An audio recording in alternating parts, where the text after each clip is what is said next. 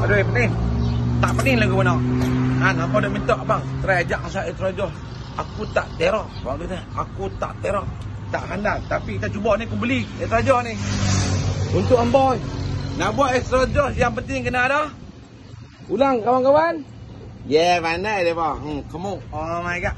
Tapi susu tak boleh banyak. Okey, baik. Yang besar kita susu kita 50% saja. 50%.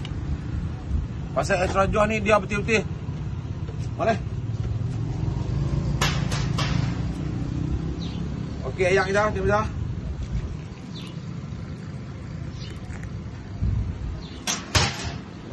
Kita buat dia dulu, buat susu dulu. Extra Joss jangan buat panas tau. Bagi dia pom. Dia ada gas dia. Dia ada harbukan ni ke tidak dulu lah. Ayo. Okey, siap. 50% je, ingatlah. Daripada pala cancur 50%. Oh, segok. Nampak? Okey, ambil Extra Joss ni, Extra Joss anggot. Aku tak join lah yang Extra Joss lah, abang Extra lah. Cuma sekadar video, mana tahu boleh pakai. Hak mana yang boleh ambil susu jangan pergi pala cancur no, ingat ambil lah. Di dunia. Jadi 2 layer nampak. Mari kita try masuk tengok. Lagu mana? Tak rasa lu. Ini tengok.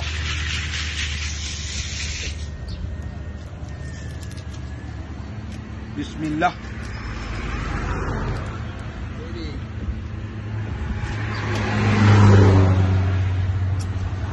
Buat dulu. Aku tak penggemar tau. Tapi aku rasa ni jam. Alhamdulillah. Belen. Dunia. Setengah sahaja 31 cuti. Dunia.